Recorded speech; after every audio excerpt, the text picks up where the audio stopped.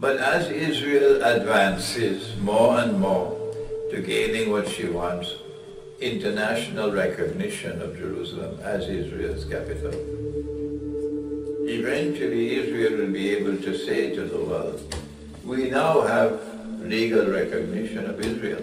We now have legal recognition of Jerusalem as our territory.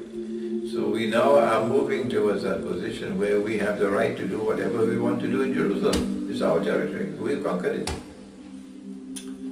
At that time Israel can say, but according to law of war in Islam, according to the law of war in Islam, your law of war, we have the right to take Masjid al-Aqsa, your Masjid al-Aqsa, and transform it into our temple of Solomon.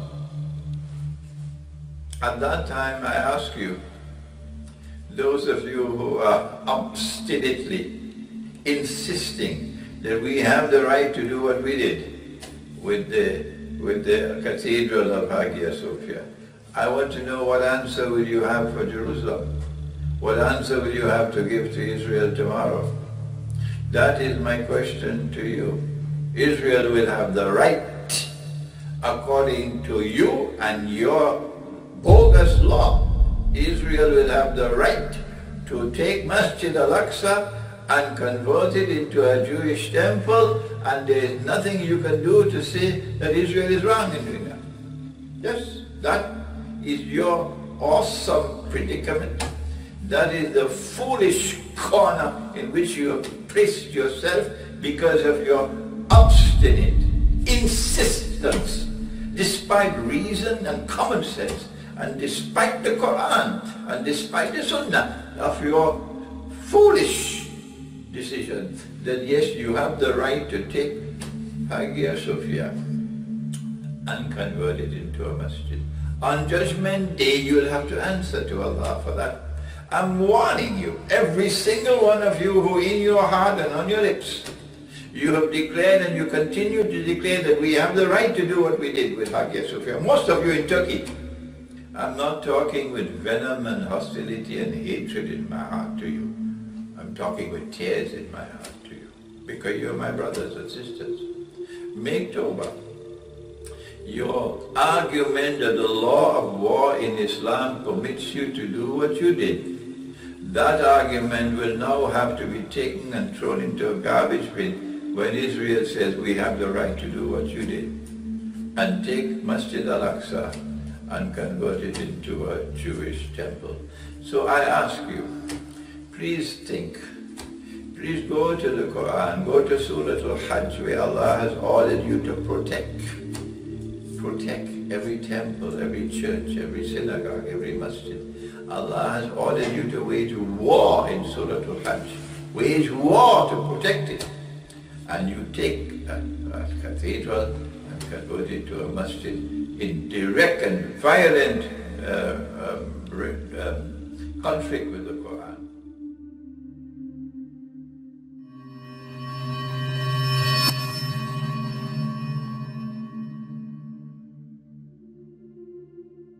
And they reply invariably, and they say it's the law of war in Islam.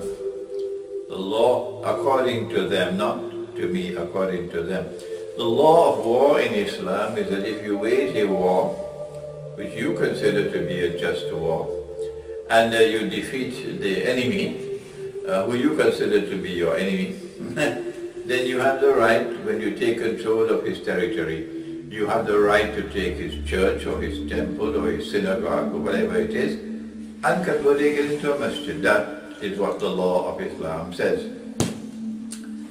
If that is so, according to you, according to me, that's wrong, that's false, that is in conflict with the Quran. But that's a different matter. We're not going to discuss what the Quran says now. We're talking about what you say, what you believe. That your law of Islam gives you the right to take Hagia Sophia, which is the most important cathedrals for them, the Orthodox Christians, and convert it into a masjid. Good. I want to say to you that now you have a predicament, and I can't help you with your predicament. Israel conquered Jerusalem and the rest of the Holy Land in the War of 1967. Israel prior to that did not have any kind of control over Jerusalem. They had a control over one part of the Holy Land, but in 1967 they took over all, except that the world did not recognize Israeli legal right over Jerusalem.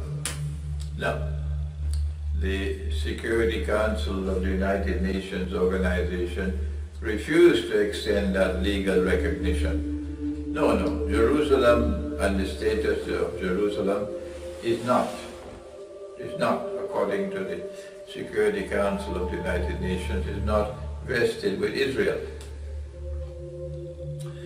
And so Israel could not claim Jerusalem as its capital and succeed in that claim.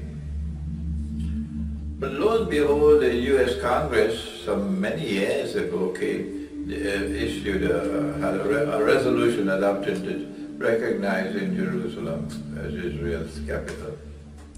And every U.S. president simply kept on postponing the de facto entering into force of that resolution, until came a schoolboy named Donald Trump. And now he has extended de facto recognition of Israel as Jerusalem's capital.